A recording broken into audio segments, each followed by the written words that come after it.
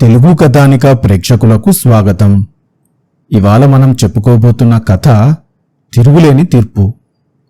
ఒక ఊర్లో కనకయ్య, కనకమ్మ అనే దంపతులు ఉండేవారు. కనకయ్య గొప్ప పొదుపరి. నెల నెల వందల కొద్దీ సంపాదిస్తున్నప్పటికీ తమ ఇద్దరి తిండి కింద రోజుకు 2 రూపాయల కన్నా ఖర్చు పెట్టేవాడు కాడు. మిగతా డబ్బు ఇనపెట్టెలో దాచి తాళం వేసి తాళం చెవి భద్రంగా మొలలో దోపుకుంటాడు. కనకమ్మ ఎంత మొత్తుకున్నా తిండికి మినహా ఒక్క కానీ కూడా ఇచ్చేవాడు కాడు. కనకమ్మ రోజు తన మొగుణ్ణి తిట్టుకునేది. ఒకరోజు ఉదయం కనకయ్య ఏదో పని మీద పొరుగురు పోతూ తన భార్య చేతిలో ₹1 పెడుతూ, "ఇదిగో ఈ పూట నీ తిండికి" అని అన్నాడు. కనకమ్మ ₹1 తిప్పి తిప్పి చూస్తూ, "మరి రాత్రి తిండికో? కట్టుకున్న కర్మానికి పస్తూ పడుకోబెట్టవు గదా" అన్నది అనుమానంగా. "చీకటి పడకుండా తిరిగి వచ్చేస్తాను, రాత్రి తిండికి అప్పుడు ఇస్తాను" అన్నాడు కనకయ్య. "మరో ₹1 ఇస్తే నీ కొంప కూలుతుందా? ఇనపెట్టెలో ఎంత డబ్బు మిగులుతున్నా నా గతి ఇంతే.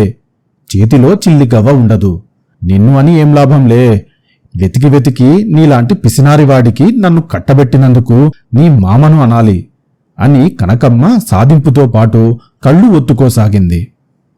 భార్య అన్న మాటలు సరిగా వినిపించుకోకుండా కనకయ్య గబగబా ఇంట్లో నుంచి వెళ్ళిపోయాడు.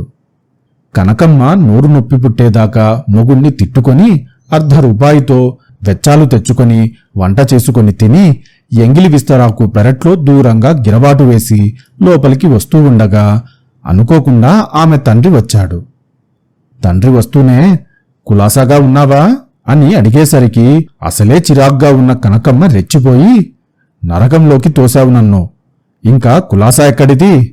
నీ అల్లుడు నా చేతికి కాని ఇయ్యడు. డబ్బంతా మురగబెడుతున్నాడు. ఇలా వేలగాని వేళ చుట్టం వస్తే ఏం పెట్టాలి? నా శ్రాద్ధం, నా రాత ఇలా తగలబడింది.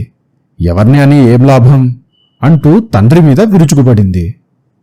ఆయన హడలిపోయి, "నేను భోజనానికి రాలేదులే, నిన్ను పలకరించిపోదామని వచ్చాను" అనేసి చల్లగా జారుకున్నాడు. ఎండనపడి వచ్చిన తండ్రికి భోజనమైనా పెట్టలేకపోయినందుకు కనకమ్మకు కనకయ్య మీద మునుపెన్నడూ రానంత కోపం వచ్చింది. ఊరుకుంటే లాభం లేదని మొగుడికి ఎదురు తిరగాలని ఆమె నిశ్చయించుకున్నది. చీకటి పడ్డాక కనకయ్య ఇంటికి తిరిగి వచ్చి మొల నుంచి ఇనపెట్ట తాళం చెవి తీస్తూ, "నేను భోజనం చేశాను. నీ దండుగ తిండికి ₹1 తగలయ్యనా?" అని భార్యను అడిగాడు. కనకమ్మ భర్త చేతి నుంచి ఇనపెట్ట తాళం చెవి చెప్పున లాగేసుకొని, "ఇక ఇది నా దగ్గరే ఉంటుంది. ఇక నుంచి డబ్బు నా ఇష్టం వచ్చినట్టు ఖర్చు చేస్తాను. మండుటెండలో నీ మామ వస్తే కూడు పెట్టకుండానే పంపేయవలసి వచ్చింది నీ మూలాన. ఈ సంగతి లోకులకు తెలిస్తే ఏమనుకుంటారు" అని అన్నది. కనకయ్య కోపం తెచ్చుకొని, "డబ్బు ఖర్చు పెట్టడం గొప్ప పనా? తీరగా సంపాదించేవాడుంటే నేను ఖర్చు చేస్తాను. నా తాళం చెవి నాకిచ్చెయ్యి" అని అన్నాడు. "చచ్చినా ఇయ్యను" అన్నది కనకమ్మ ఖచ్చితంగా. "ఎందుకియ్యవు? నా డబ్బు ఖర్చు పెట్టడానికి నువ్వెవతివి?" అంటూ కనకయ్య తన భార్య చేతిలో నుంచి తాళం చెవి లాగేసుకోబోయాడు. "నీ భార్యని, నీ డబ్బు ఖర్చు చేసే హక్కు నాకున్నది. అసలు ఖర్చు చెయ్యటానికి కాకపోతే డబ్బెందుకు?" అంటూ కనకమ్మ భర్తకు తాళం చెవి ఇవ్వక వీధిలోకి పరిగెత్తింది. బొజ్జ నిమురుకుంటూ వీధి అరుగుమీదికి వచ్చిన ఎదుటింటి షావుకారు ఆ భార్యాభర్తలను చూసి, "ఏమిటి మీ గోలా?" అని అడిగాడు. కనకమ్మ షావుకారుకు జరిగినదంతా చెప్పి, "మీరే న్యాయం చెప్పండి. నచ్చినా నచ్చకపోయినా మీ మాటకు కట్టుబడి ఉంటాను" అని అన్నది. "మీరు దెబ్బలాడుకోవటమేమిటి, నేను తీర్పు చెప్పటమేమిటి?" అంటూ షావుకారు అరుగుమీద నుంచి లోపలికి వెళ్లి తలుపు వేసుకున్నాడు. 4 ఇళ్ల అవతల ఉండే రెడ్డిగారి భార్య ఇంతసేపు చోద్యం చూస్తూ ఉండి, "ఏమిటి మీ దెబ్బలాట?" అని కేక వేసి అడిగింది. కనకమ్మ ఆమె వద్దకు వెళ్లి షావుకారుకు చెప్పినట్టే అంతా చెప్పి ఆమెను న్యాయం చెప్పమన్నది.